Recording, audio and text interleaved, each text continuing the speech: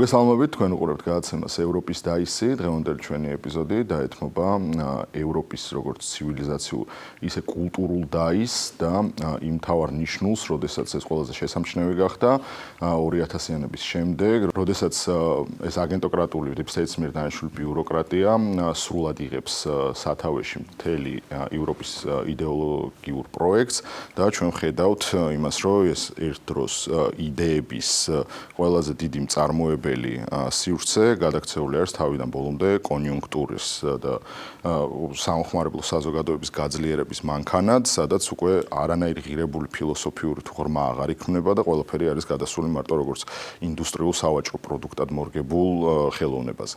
ანუ ჩვენ დღეს ფაქტობრივად უნდა მოვხაზოთ ის კონტურები, თუ აი სადემარკაციო ხაზი თუ სად ხდება ეს დიდი ცვლილება, დიდი გრანდ ნარატივის ცვლილება, სადაც აი ეს ისტორიული, ანთროპოლოგიური ევროპა, ჩვენი გადაცემის სათაური, რასაც პრინციპში ეხმიანება ის დიდი ცივილიზაცია, როდის გადაიქცა უკვე ჩვეულებრივ ტექნოკრატიულ მანქანად, როდის გადაიქცა ბიუროკრატიულ მანქანად, როდის შემოდის აი ამ კრეპსითი, ურსულა ფონ დერ ლაიენები და ეს ევრობიუროკრატია, როდის შემოდის თამაშში და როდის ხდება deep state-ის ინსტრუმენტი, რის შედეგადაც უკვე deep state-ი მას იმორჩილებს კონტინენტზე, ევროპის კონტინენტზე, ამყარებს თავის საკუთარ დიქტატურას, საკუთარ ინტერესებს ატარებს და ევროპულ ინტერესებს სრულად უკუაგდებს.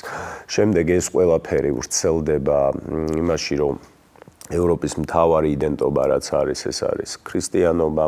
ევროპის მთავარი იდენტობა რაც არის, ეს არის ის მეცნიერულ ფილოსოფიური ნააზრევი და მონაპოვარი. აი ეს მთელი სამეცნიერო კორპუსის ნგრევა და ჩანაცვლება, პირველი რელიგიის ჩანაცვლება ლიბერალური დემოკრატიით და პოლიტკორექტულობით.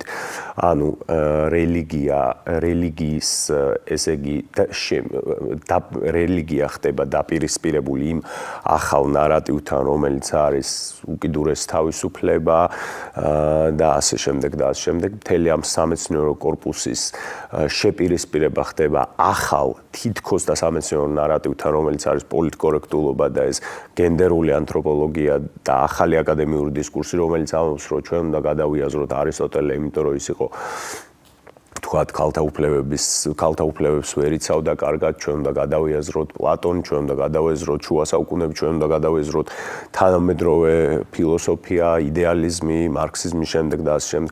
როდესაც ეს მარქსიზმმა შეიძინა მხოლოდ კულტურული ხასიათი, კულტურული მარქსიზმი, რასაც აი ამის შეპირისპირება ხდება. ასევე ძალიან მნიშვნელოვანია, რომ ანუ ნახე ევროპის იდენტობა და თანამედროვე ევროპა იყო ნიცშე, ფროიდი და მარქსი. ამ ყველაფრის ამოყირავება მოხდა უკიდურესად პრიმიტიული ფილოსოფიით, უკიდურესად პრიმიტიული. მანამდე ვიცით, რომ ხა ეს არის კანტი, ჰეგელი, მანამდე პლატონი, ძველი ბერძნული ცივილიზაცია და ძალიან საინტერესო არის ფილოსოფოსი ჯორჯო აგამბენი, რომელიც წერს ძალიან საინტერესო თეორიას, რომ ევროპას არ აქვს საზღვრები, იმიტომ რომ მთავარი კულტურის მამოძრავებელი არის ათვისების სკოლა, როდესაც შენ რაღაცას აითვისებ, განავითარებ და შემდეგ თაობებს გადასცემ. და ის ამბობს, რომ მაგალითად პლატონი ბერძნებზე მეტად შეიძლება იტალიელების იყოს და შემდეგ ფრანგების. ან ის იდეალიზმი, რომელიც გერმანიამ სრულად თქვათ საკუთარ თავზე მოირგო და სრულად მან აიღო ეს ტვირთი, რომ ეს დაემუშავებინა საფრანგეთშია დაწყებული და ასე შემდეგ.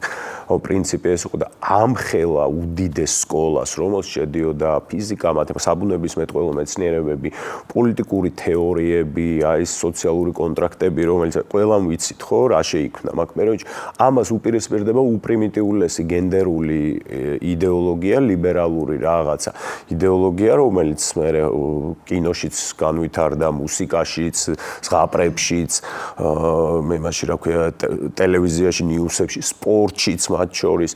აი ამხელა კულტურას უპირისპირდება ეს და ამას დამატებული კიდე ევროპა რა იყო, ასევე იყო გამოხატულება იმ სამეცნიერო ტექნიკური პროგრესის, რაც არის, არ ვიცი, Mercedes-ი, BMW, ის მანქანები, ანუ ის ინჟინერია, რაც ვიცით, ხო, მათ შორის გერმანელების, ანუ ის ბრენდები რა, რაც შექმნა ევროპამ. ამ ყველაფერს ერთი deep state-მა ყველაფრით ბოლო მოუყო. ერთი იყო რომ აი კულტურას და იდეოლოგიას ბოლო მოუყო თავისი პოლიტკორექტულობის იდეოლოგიით, აი ამ სამეცნიერო ტექნიკურ პროგრესს ბოლო მოუყო იმით, რომ დააპირისპირა იმ ქვეყნებთან, ვისგანაც მას რესურსები მიქონდა, მაგალითად რუსეთი, გაზი და ასე შემდეგ და ასე შემდეგ გაუძვირა და შეუქმნა პრობლემები და ასევე ამას დაემატა, რა თქმა უნდა, საიმიგრაციო კრიზისი, რომელიც სრულად სპობს კიდე ევროპის იდენტობას და ეხლა შენ უფრო აი კულტურის მიმართულებით რო განავრცო, აი ეს ყველაფერი რაში გამოიხატა და როგორ მოისპო 2000-იანების მერე ევროპა. 2000-იანებამდე ევროპული ცივილიზაციის მიერ შექმნილი კულტურა იყო, რომელიც კარნახობდა პოლიტიკას და ქმნიდა ხშირ შემთხვევაში პოლიტიკას. 2000-იანების მერე ჩვენ უყურებთ ამის რადიკალურ შემოbrunებას და ჩვენ ხედავთ, რომ პოლიტიკა ქმნის უკვე კულტურას. ჩვენ ხედავთ, რომ ის ენა, რომელიც მანამდე გააჩნდა, თუნდაც ევროპულ კინოს გავიხსენოთ პაზოლინი, როსელინი, გავიხსენოთ გოდარი, მთელი ეს გიგანტები, ვინც ევროპული ცივილიზაცია და კულტურა კინოენაში გადათარგმნეს და მათ შორის როგორც პოლიტიკაზე, ისე საზოგადოებაზე ჰქონდა ძალიან დიდი გავლენა. დღეს ჩვენ მათ მაგივრად და ვისაც ავტორები შეერქვათ, მათ მაგივრად მივიღეთ ფასილიტატორები, რომლებიც სისტემასთან დაპირისპირების ცრუ და უსაფრთხო აქტივიზმს გთავაზობენ და ზოგადად აქტივიზმი გახდა უკვე მთავარი მამოძრავებელი ხელოვნების და იქ დაიკარგა საერთოდ ყველანაირი რაც მშვენიერებასთან არის დაკავშირებული, რაც ამაღლებულთან არის დაკავშირებული, რაც სულიერებასთან არის დაკავშირებული, მეტაფიზიკური სიღრმე საერთოდ და ამ ტიპის კვლევა და ძიება გაქრა. პაზოლინი რატო ახსენებ, მაგალითად ფელინი, რომელიც ყველაზე დიდ სიბინძურეშიც კი რაღაც პროფანულში ეძებდნენ წმინდას და მაღალზნეობრიუს და სულიერების არქეოლოგიას. ჩვენ ხედავთ დღეს, რომ ეს არის პირიქით, აი შენ დასაწყისში რელიგიაზე ილაპარაკე და კრიტიკა რელიგიის, ოღონდ ყოველგვარი კონცეფციის გარეშე და რაღაცა მაგალითად ბუნუელი როგორც კაპიტალიზმის პრიზმიდან აკრიტიკებდა, ჩვენ მივიღეთ ყოველგვარი კონცეფციის გარეშე, როგორც რაღაცის დრომორჭმულის, რაღაც ძალიან რეტროგრადულის და ამაზე თავდასხმის მცდელობები. მუსიკაში მაგალითად ევროპული მუსიკა Pink Floyd-ი რო ავიღოთ, ფრანგული შანსონი რო ავიღოთ, იტალიური ოპერეტები რო ავიღოთ, ანუ ყოველთვის იყო რაღაც მაღალი ინტელექტუალური, რომელსაც საზოგადოებაზე აგრეთვე ჰქონდა ძალიან დიდი გავლენა, როკ-ენ-როლიც კი ინტელექტუალური მუსიკის ნაწილი იყო, სინთეზი ტრადიციის და ავანგარდის.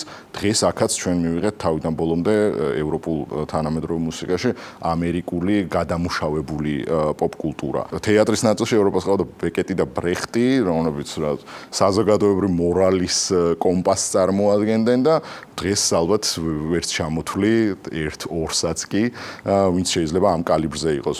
საქართველოზე რო ვთქვათ, ისევ თეატრში სტურვა გვყავდა და დღეს გვყავს დოი. ანუ ეს ხო ძალიან დიდი დეგრადაცია არის და ესეც ხო მაგის კარგი მანიშნებელი არის, რომ ჩვენ რამდენად რთული სეისმიური პერიოდი გვიდგას და ეს თავინაბოლომდე არის გამოძახებული ზუსტად ამ ევროპული ცივილიზაციის და კულტურის ყდომის, იმიტომ რომ მაშინ, როდესაც მე-20 საუკუნეში ჩვენთან იქნებოდა რაღაცა დიდი შედევრები, ამას ცირედით თუ მოზრდილად ქონდა ამაზე გავლენა მათ შორის იმ ევროპულ კინოსაც, იმ მუსიკასაც, იმ თეატრსაც და ეს ყოველთვის იყო სწორი ჩვენ კონტექსტზე მორგებული ინტერპრეტაციები, მაგრამ ქართველი ავტორები ყოველთვის ელაპარაკებდნენ თავის საზოგადოებას, ისინი არ იყვნენ, რომ აი ხა მე ტარკოვსკის ფილმი ვნახე, ან ბერგმანის ფილმი ვნახე და მოდი ხა ზუსტად იგივეს გავაკეთებ, რომ მე სადღაც სხვა ქვეყანაში დავამფასონ და იქნებ ამ საბჭოთა სივრციდან გავიდე. არა, ეს ხო პირიქით მეტაფორის ენაზე გელაპარაკებოდნენ, საჭირო და რეალურ პრობლემებზე გელაპარაკებოდნენ და დღეს ჩვენ მივიღეთ თავიდან ბოლომდე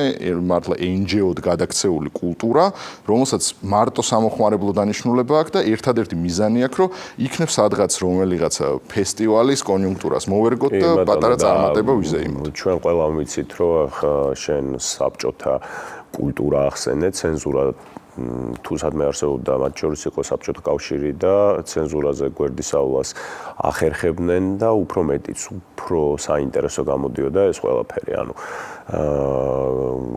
შეხედე კიდე რა შორს მივდივართ მე მახსოვს უმბერტო ეკოს როგორ უწყობდნენ სხვა აქტივისტები მას რომ ის იყო ქალთმოძულე ის იყო რაღაცა ქსენოფობი ჰომოფობი და ამ შემდეგ მიხდი ეს არის სრულად აი ფუსი რაიოტის და ამ ვულგარული ყოვლად არამეცნიერული და სენსაციაზე დაფუძნებული აქტივიზმი რომელიც შენ არ გალაპარაკებს და მხოლოდ კვერცხებს გესვრის ხო არის გამოძახილი ამ ახალი უკონცეფციო კულტურისა რა და თანამედროვე კინო რა თქმა უნდა რომ დაფუძნებულია ამ რაღაცა NGO გრანდ ნარატივზე რომელიც გულისხმობს აი მულტიკულტს უმცირესობების უფლებები ძალიან ზერელე ძალიან ზედაპირულად განხილული შენ თავისუფლება მთავრდება იქ სადაც იწყება სხვისი და ესეთი ყოვლად არამეცნიერული პოლიტიკური და სოციალური საკითხები, ქალთა უფლებები, რაღაცა ემიგრანტი რო ყოველთვის მართალია და მსგავსი რაღაცები, მაგრამ ნახე მე საბჭოთა კინო რატო ხსენ იქ მაინც ხდებოდა ცენზურაზე გვერდის ავლა და გვერდისავლით იქნებოდა შედევრები. და ეხლა მე ისე აქტიურად არ ვარ კინო რუტინაში და ყოველდღიურობაში ჩართული, მაგრამ უმეტესწილად რაც კი ახალი და საინტერესო გამოდის ყოველთვის ვეცნობი და უყურებ ხოლმე, მაგრამ ძალიან მიჭირს გავიხსენო ესეთი ევროპული ძალიან მონუმენტური მნიშვნელობის ან ნაწარმოები, რომელიც ბოლოს ვნახე და რომელიც გარკვეულწილად სისტემის კრიტიკა იქნებოდა. ნუ აი შეიძლება ლარს ფონ ტრიერი იყოს, ოსტლუნდიც კი ბატონო, მაგრამ ოსტლუნდი რამდენადაც ვიცი, ვაფშე თავის ქვეყნიდან გაგდებული. ეხლა შენ წარმოვიდგინე ამ ნარატივების შვედეთში მისასალმებელი ავტორი აღარაა შვედეთში. რა თქმა უნდა და თან ყველაზე მაგარი ის არის რომ რას ყვება პროსტა განსაკუთრებულს ანუ ძალიან კარგად გადმოსცემს ყველაფერს და განსაკუთრებით აი ეს ბოლო სევდის სამკუთხედი მან საერთოდ ეს არის უფრო თანამედროვე ევროპის კრიტიკა კი არა გარკვეულწილად ფილოსოფიურ პოლიტიკურ სოციალური დილემა რომელშიც მე მგონია რომ თვითონაც უნდა გამორკვევა გარკვეულწილად და აი ეს კვადრატი არის რომელიც ძალიან კარგად ამ კულტურულ მარქსიზმს და განსაკუთრებით აი შვედურ და სტოკჰოლმის ყოველდღიურობას და იქაურ რაღაც არტჰაუს და იმას აკრიტიკებს და ძალიან კარგად მაგრამ ახლა ვიცით შენი ისტორიაც ხო სლუნთან რომ ერთ ფოტოს გადაღებაზე კიდე მიაწიეს აღმარჩი ქვა მიაწიაო ეგ პონტია ხო ოსლუნდის სხვა შორის სად არის გაქცეული ესპანეთში ოსლუნდის სხვა შორის იქ მისაღები სხვა ესპანეთში სხვა შორის ქალთა თემები ძალიან სენსიტიურია და საიმიგრაციო გადაიღო იცი? საიმიგრაციო ბოლო ფილმი სად გადაიღო იცი? უნგრეთში. რომელი ეხლა რაც უნდა გამოვიდეს რა, შემდეგ კანისთვის რა სტატიებს გადაიღოს. ხო, ეგ ვიცი, ეგ გასართობის სისტემა გაითიშა ქვია ფილმს რა. უნგრეთში გადაიღო. უნგრეთში და სხვა შორის ესპანეთი არის ძალიან პრობლემა, ანუ არანაკლებ სენსიტიურები არიან ვიდრე შვედები. ხო და ოსლუნს მე მახსოვს ბოდიში ესპანეთში რო ვიყავი რაღაცას უყურებდი რა სპორტულ არხს. ესე იგი ბარსელონაზე ყვებოდნენ ოღონდ მარტო ბარსელონას ქალთა გუნდზე. რო აი რა საოცარ წარმატებებს მიაღწიეს, სულ ამ ქალთა ფეხბურთის ის იყო, რა ქვია, პოპულარიზაცია. მესის ყველა მიმართულებით მესის ეპოქაში.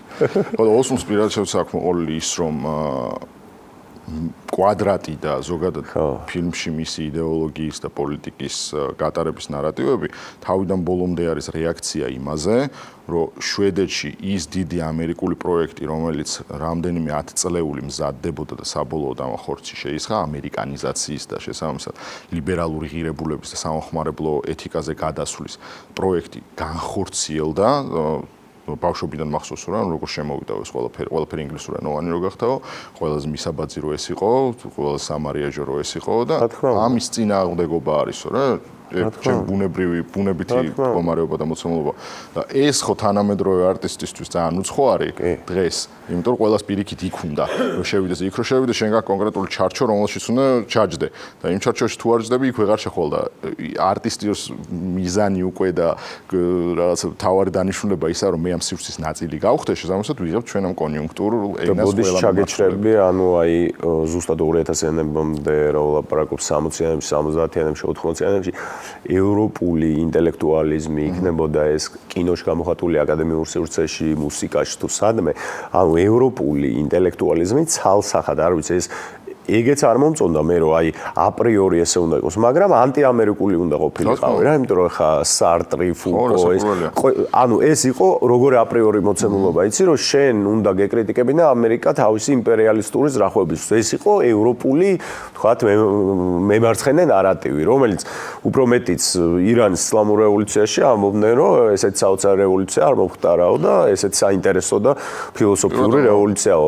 პაზოლინი ამბობდა რომ სულის სიკვდილს საზოგადოებაში ყველა დიქტატურაზე მეტად გამოიწვევს სამოხმარებლო საზოგადოების ფეზუგადგმობა, რაზეც არის აბსოლუტურად ყველა მისი ფილმის კომენტირება, ну გარდა იმ მეტაფიზიკური მდგენელებისა, რომელიც მას გააჩნია, მაგრამ ან სალოც რა არის ხო, რომელსაც დღეს ვერასოდეს ვერავინ ვეღარ გადაიღებს, იმიტომ რომ არც ეგ მრისხანება, არც ეგ პოეზია, არც ესთეტურობის ეგ განცდა უკვე დღეს დაკარგული არის და მკვდარი არის, რაღაც ახალი უნდა დაიბადოს მაშინ მაგისთვის. ანუ სალო რა იყო ხო, რომ ყველაზე ბინძური მეთოდით ნაჩვენები კაპიტალიზმის და ფაშიზმის იდენტური მსგავსება. და უკაც მაინც გააკეთა რა, დღეს რო ვიღაც რეჟისორი გამოვა, რომელიც მართლა ინჯეო კინოს აკეთებს, რობადოს რა პაზოლინი, მაგრამ ევასება და სალო რა მაგარი ფილმიო, ну ეხა რანაირად მაშინ რა და თუნდაც ეხა შენ სფეროში რო გადავიდეთ ფილოსოფიაში, მე-20 საუკუნეში დღეს რო გინდა ფილოსოფიას გაიცნო, მე-20 საუკუნეში თელ ევროპულ კონტინენტზე საითაც არ გადახვალ ძალიან მნიშვნელოვან ავტორებს ნახავ, რომელთაც ერთი რო რაღაც ახალი და უნიკალური საინტერესო აზრი შექმნეს და მეორე რო რაღაც ძველი დიადი ტექსტების ძალიან საინტერესო ინტერპრეტაცია გააკეთეს, რომელიც ან იმ დროებას მოარგეს, ან რაღაც კონკრეტულ კულტურულ მოვლენას მოარგეს, სოციალურ პროექტს ან პროცესს მოარგეს. დღეს არ ვიცი, შეიძლება რაღაც ეს მაგიტო მინდა რომ რანდამიდასტურო ან უარყო, მე არ მაქვს შეიძლება ამაზე ცოდნა, იმიტომ რომ მე რაღაც თანამედროვე ფილოსოფიას არ ვეცნობი არც აქტიურად და არც პასიურად. თუ ვინმე შემხვდა ვიღაცის კომენტი, რა ქვია, კომენტირებით ან ვიღაცის რეკომენდაციით, ხოლმე მაშინ ვნახულობ. დღეს ფილოსოფია მე ეგრე უყურებ, მკვდარია. აღარ არსებობს ევროპაში ფილოსოფიური აზრი აღარ იბადება, ახალი აზრი აღარ იქმნება და რასაც ჩვენ ხედავთ, რაც არის კომენტარი ძველზე, რაღაც დიდზე თუ მცირე ტექსტზე თუ მოვლენას და ასე შემდეგ. ყველაფერი არის ან პროფანაცია, ან არის ისეთი პრიმიტიული, რომ აზრი არ აქვს იმის სერიოზულად განხილვას და ან არის კარიკატურიზაცია, რომელსაც აგრეთვე ის მიზანი აქვს, რომ ეს ძველი და ტრადიციული დააკნინოს, რომ თქვას, რომ ეს უკვე ბნელი არის და აღარ ვარგა. ხო, აი თანამედროვე ფილოსოფია, როგორც შეგვიძლია ვთქვათ, რომ კანტიანურ პერიოდში მოხდა თქვათ დიდი გარდასახვა, რომ ადამიანმა დაანება ბუნების კვლევას თავი და გადავიდა იმ ბუნების კვლევაზე, რომელსაც სამეცნიერო კონტროლიც მას გააჩნდა. დღეს შეგვიძლია ვთქვათ და შემდეგ უკვე მე-20 საუკუნეში ფილოსოფია სრულად დამიწდა და სოციალურ-პოლიტიკურ ნაწილზე ესე იგი კონცენტრირდა მთლიანად. დღეს უფრო გადასული არის თანამედროვე ტექნოლოგიების არამოთვინიერებაზე, არამედ აი როგორ და რანაირად ვიქნებით, აი ამ კოეგზისტენციაზე, როგორ ვიცხოვრებთ ერთად. მაგრამ შენ რასაც ლაპარაკობ, აი ის ფილოსოფია, რომელზეც შენ საუბრობ, რომ მოკვდაო, მაგრამ ის ავტორები ცოცხლები არიან თუნდაც, ხო? აი მე მახსოვს შენ რასაც ლაპარაკობდი ოსტუნდზე, რომ მახსოვს ეს ამერიკული კულტურა როგორ შემოდიოდა, ეს აგამბენი ამ ქალაქის ურბანულ ლოგიკაზე როცა ლაპარაკობს, ის ამბობს ძალიან საინტერესო რამეს, რომ ერთი ლოგიკა აქვს რა მთელ ევროპას, არის ძველი ქალაქი, რომელიც არის მუზეუმი, პატარა ქალაქი, ყველა ევროპულ ქალაქში რო ჩახვალ, Old City-ში გახვალ, სადაც არის უმეტესწილად საფეხმავლო გზები, ძველი რაღაც